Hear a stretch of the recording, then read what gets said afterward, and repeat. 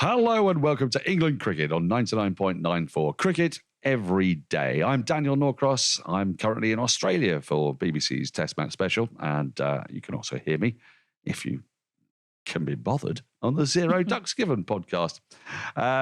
England Cricket on 99.94 is your new home for England cricket content, and we will be dropping into your podcast feed and on YouTube or the 99.94 app several times every week. So please do rate, review and subscribe. And as ever, I am joined by the prematurely aged Yoda himself, the puff pastry hangman. It is Rory Dollard. Thank you for joining Cricket's Conversation.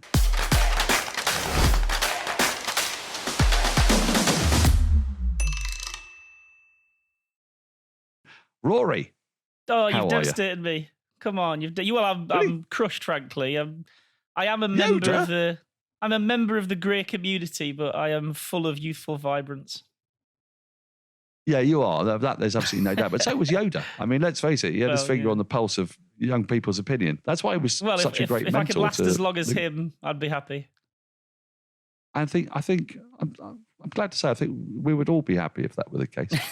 Now, today, because I'm out in Australia, not just that, but because this is all about England cricket, we are going to look back on the first T20 warm-up game. Is it a warm-up? Is it part of a genuine series? How much of it is a series? Three games that England playing against Australia.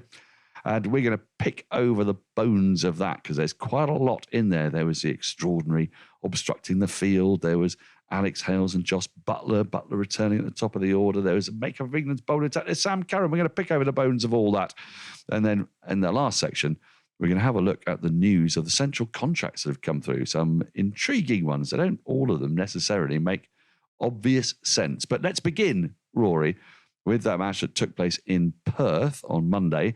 And I think, would it be fair to say that England put out the side that they would play in the World Cup if they were playing in a knockout game if Liam Livingstone wasn't fit?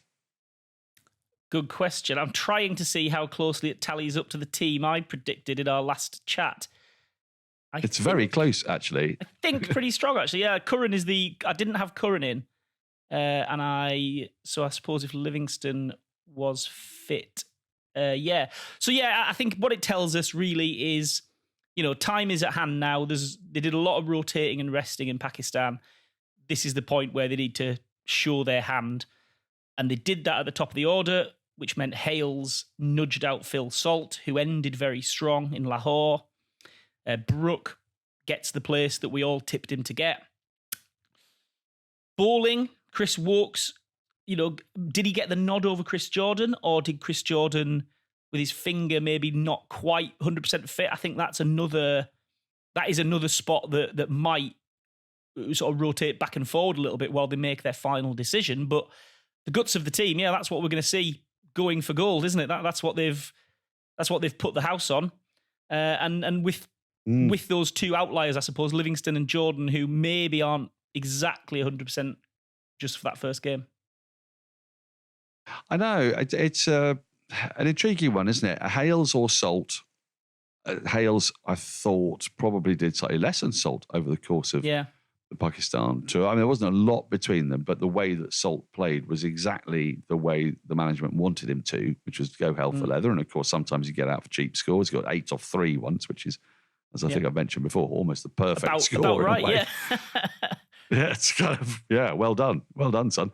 But they've gone with Hales, and I guess, really, it's because if you think back to when Hales was brought back in the side, he was brought back in the side to do this job. They wanted somebody experienced who knows Australian conditions, and playing at that Perth stadium, big square boundaries, short, straight boundaries. They wanted somebody with that experience, and he and Buttler were just sensational at the top of the order. The match started with Cameron Green bowling, and we'll come on to Australia very briefly in a moment, but Cameron Green opened and Buttler hit 4 of his first 5 balls for 4, and it was like he'd never been away. And, you could sort of see the class emanate from the skipper there, couldn't you? Yeah, and I think if Matthew Mott, if he'd have found someone else's genie in a lamp and there was only one wish left in it, I think his wish would have been, can I please have Josh Butler in Nick? Because for him to come back in and be scratching around and looking for a bit of form, that really would have sort of upset the apple cart. So to see Josh Butler walk in and be absolute apex Josh, that was awesome. Yeah, really, really good. And England will just be really settled and calm about the fact that knowing that they've got Hales as a flyer and a wild card to some extent at the top, but Butler feels much more like a really stable operator up there.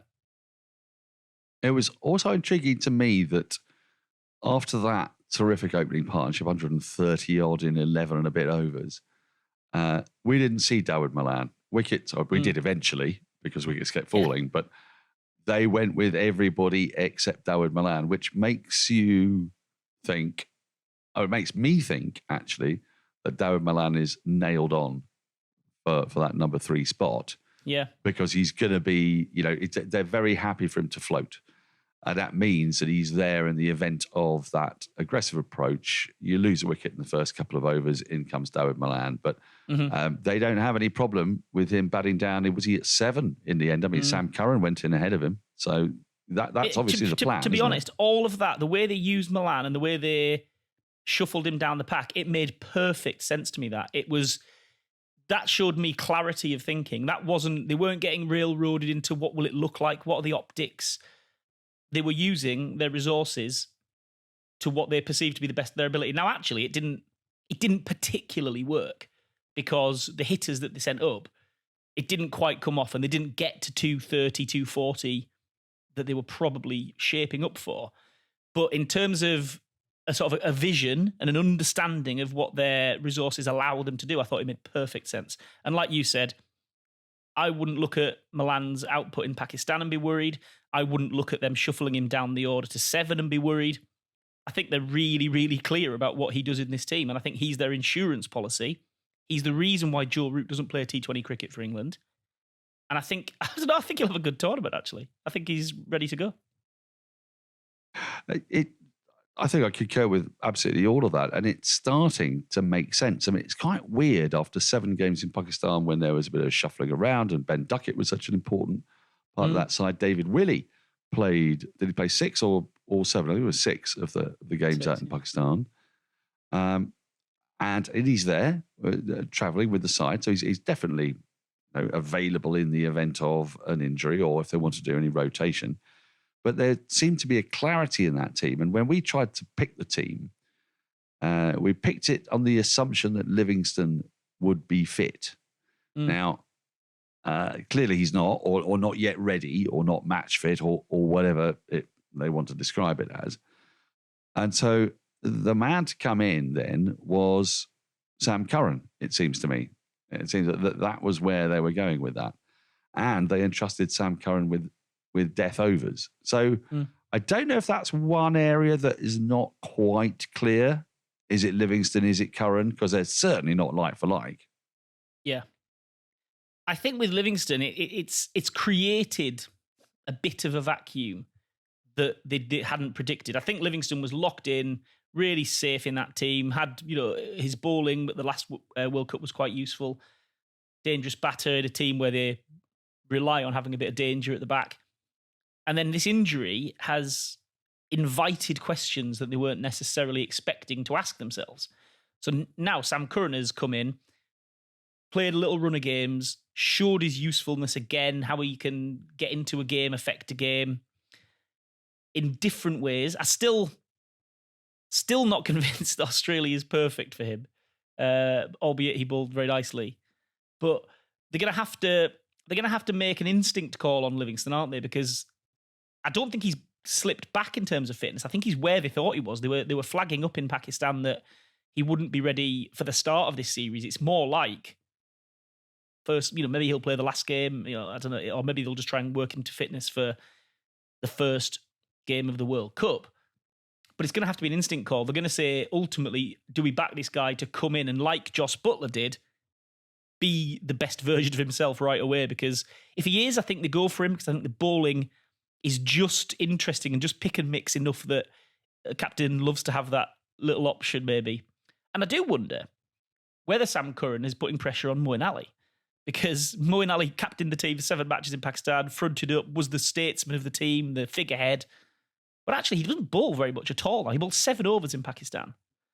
He doesn't like bowling in certain situations, almost like give or take refuses to bowl, in a way that I think Livingston feels he has more options against a right-hander or something, because he can take the ball both ways. So I wonder if Curran keeps pushing over these next few days before the World Cup starts, maybe it's Moeen who comes under pressure, because they might think Livingston can provide a similar strike rate, but might be willing to bowl more. Well, do you know what? We're going to take a short break. When we come back, I'm going to pick up on that and move further into England's bowling options and the sensational obstructing the field that did not happen. But we'll have a short break, and afterwards we'll get on to those very issues. You're listening to Cricket's Conversation on 99.94. Whatever your team, we have the show for you on podcast, YouTube, or on the 99.94 app. We have India, England, South Africa, West Indies, and now Sri Lanka covered. If you want to find us, the best way is to follow us on social media at 9994DM by downloading the 9994 app or Google 99.94 on podcast. We speak cricket. Welcome back.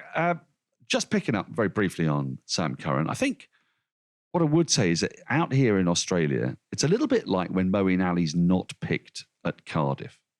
You've got these very short straight boundaries. And so you need bowling options that are going to test the middle of the pitch and force batters to hit square. And I was at the game, commentating the game, and it was very clear early on when Cameron Green was looking for swing up top. If it's full and it goes on those true Australian pitches, you're in trouble, especially with the short straight boundaries at Perth. When you've got the wide boundaries, the leg side square boundaries, then Sam Curran is absolutely ideal for you because he bowls essentially 2 very good balls. One is the spearing, I say leg stump Yorker, it's the pads Yorker, which he actually missed on a couple of occasions, and yet he still had a perfectly excellent economy rate, because when he does miss it, he follows up with one that doesn't miss and another one that doesn't miss, and then the bounces into the pitch that are of slightly different pace.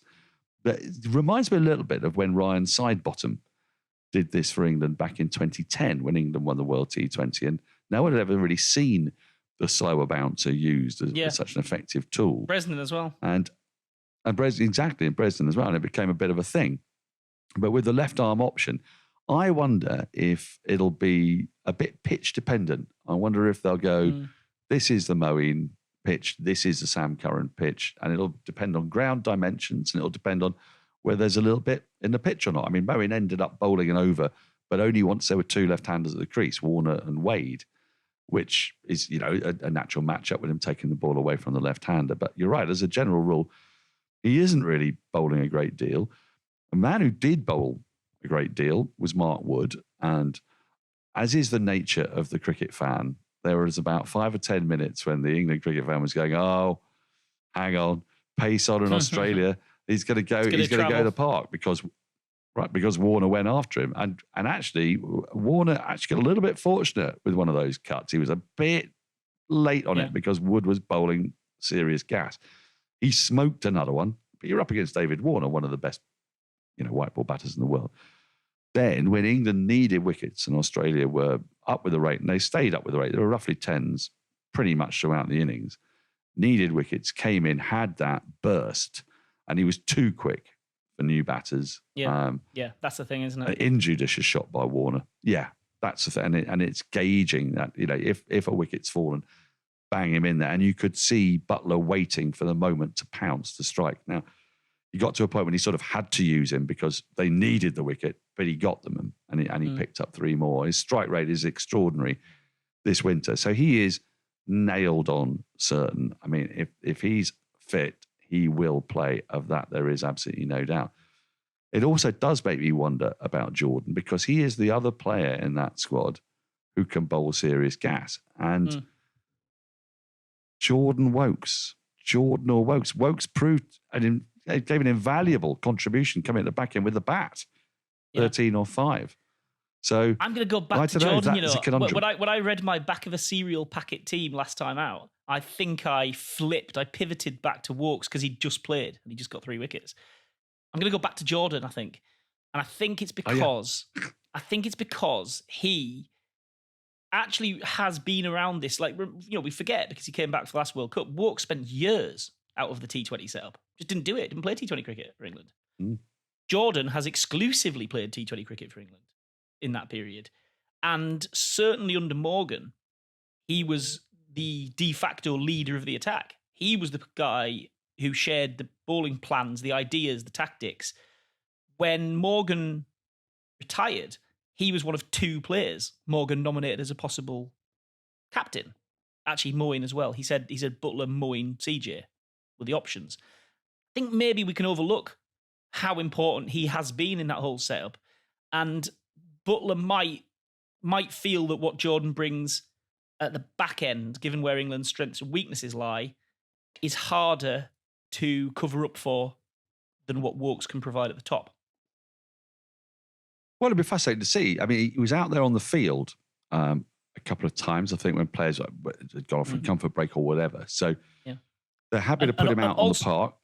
Also, talking about big boundaries in Australia, if the ball's going to be up in the air a lot, and you're hoping for someone to gather one in on the ropes, is there anybody in the world you'd want underneath it other than Chris Jordan?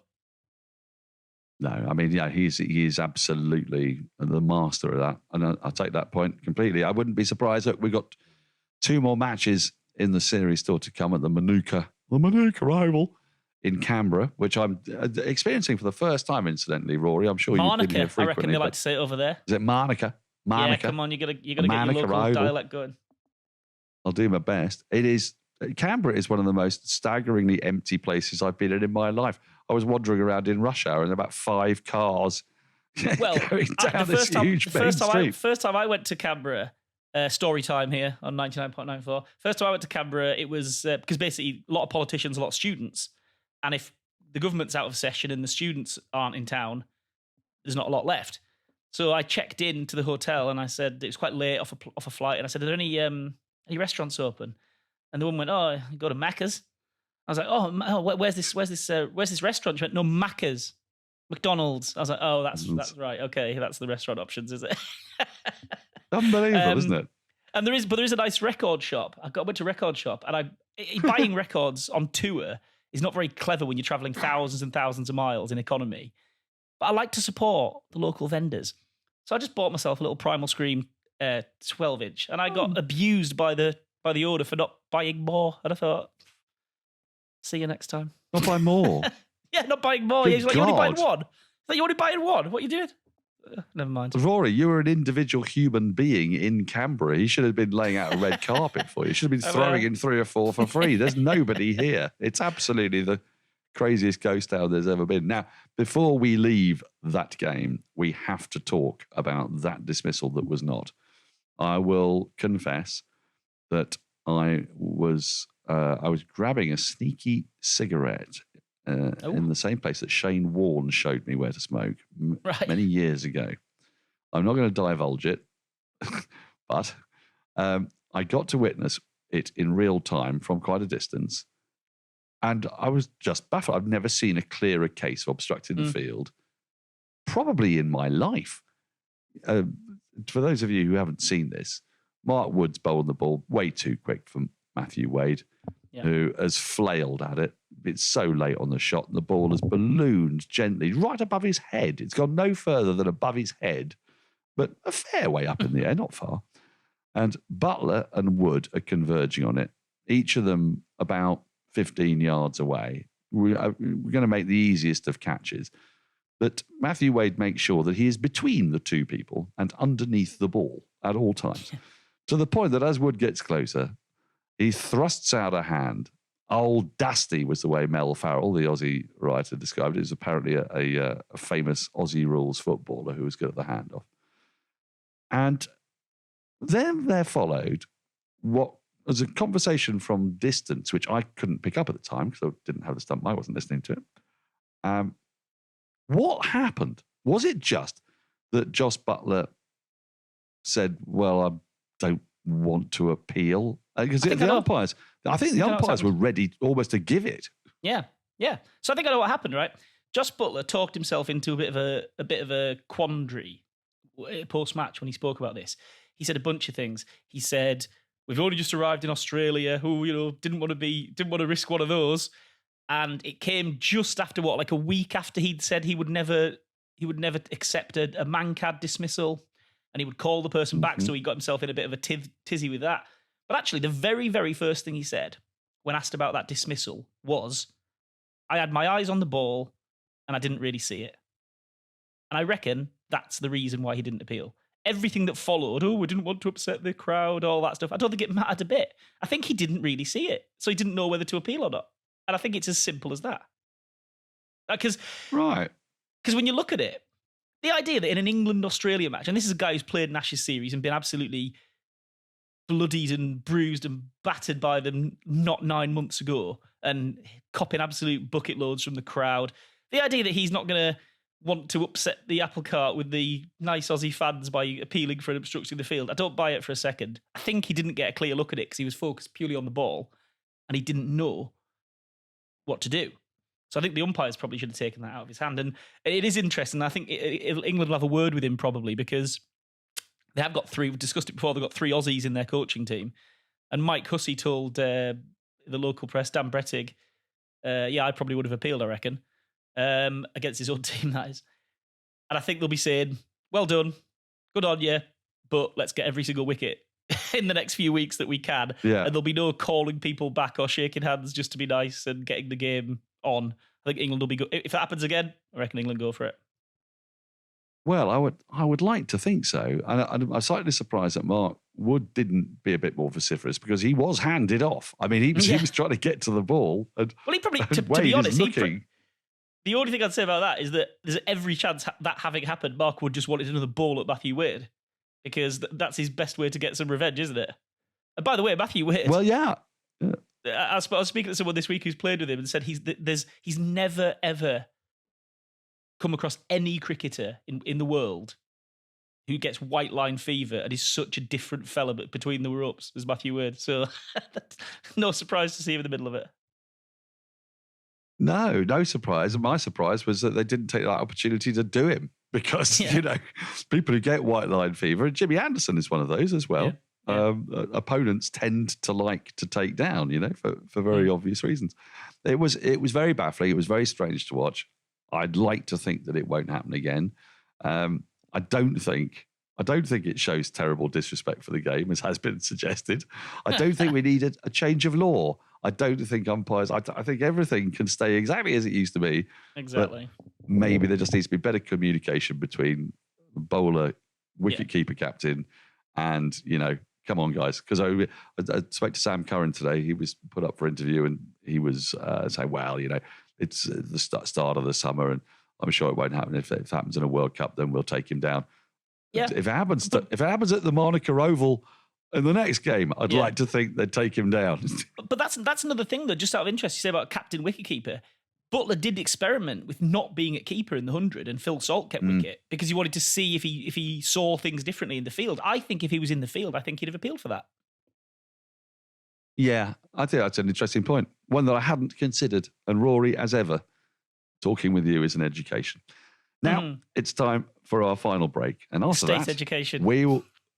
yeah, but a good state education. There's nothing wrong with a state education. No, well, they do exist, even after 12 years. After this final break, we are going to talk about the England contract. So I'm going to take a great deal of time over it because it can be slightly dull, but there are a couple of little things of interest. If you love the language of cricket and want more, then head over to the 99.94 app and you can hear all of our podcasts and cricket commentary. We're adding new shows all the time and covering cricket series from all over the world.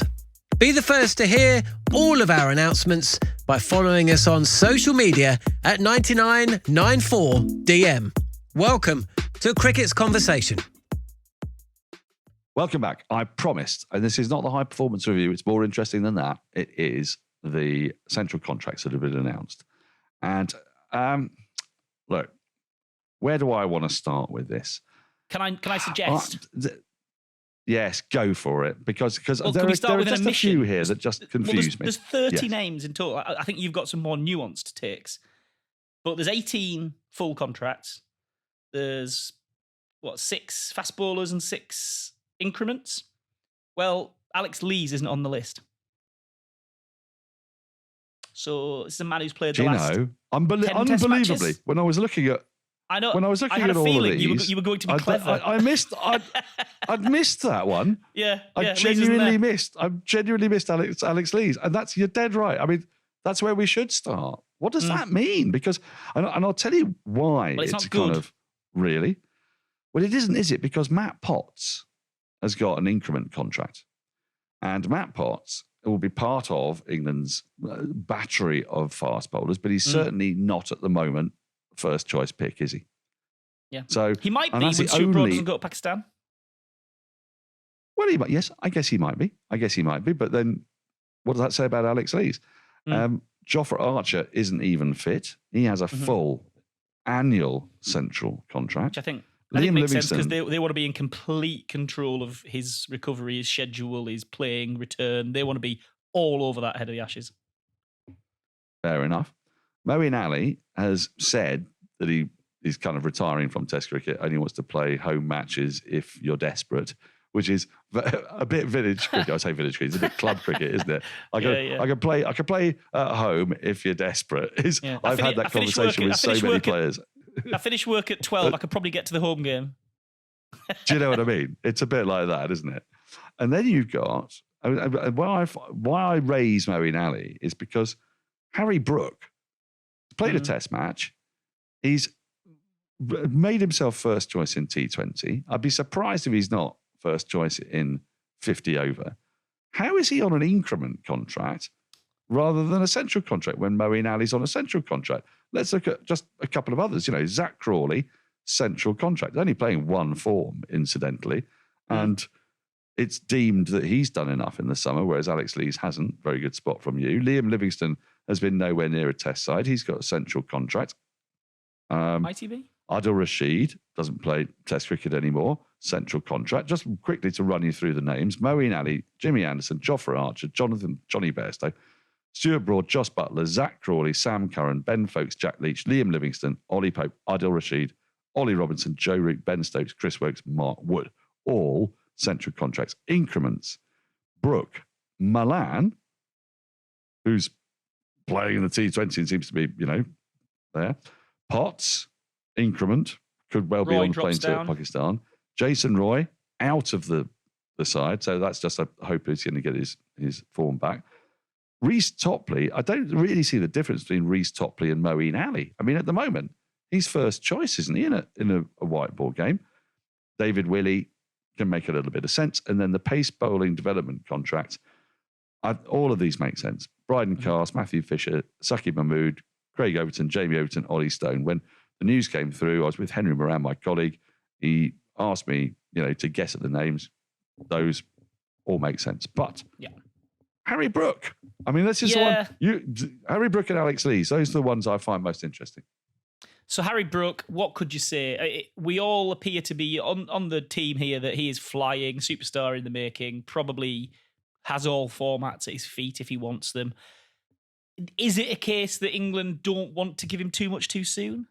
Do they want to make him work for it? I don't know. I'm trying to think of the logic here. It's just maybe he's played one Test match.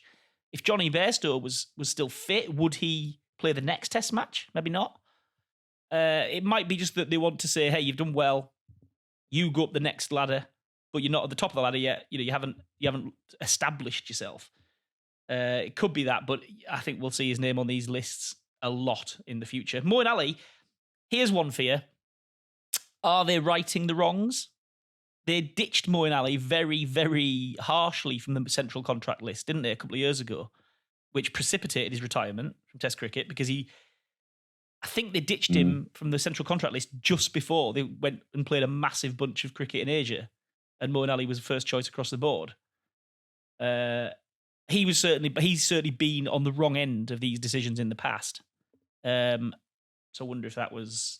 I don't know. I wonder if that was involved. The new people on the main list, Folks and Livingston. Folks, certainly that shows that everything Stokes has been saying, and Stokes has really got out of his way to go into bat for Folks.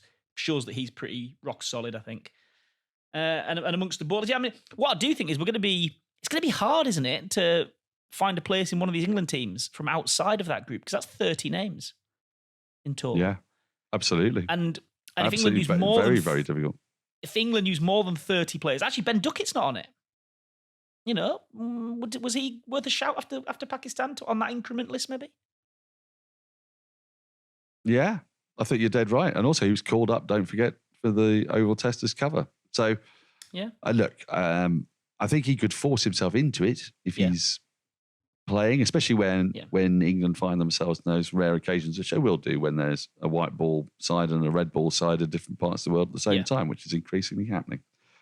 It's time for us to say goodbye. Thank you for listening to England Cricket on 99.94, where we speak cricket every day. Please do rate, review, and subscribe wherever you enjoy your podcast. You can download the 99.94 app and follow us on Twitter at Norcross Cricket. For me, as in neither angry nor cross, cricket, the game, at Norcross Cricket. And you, Rory?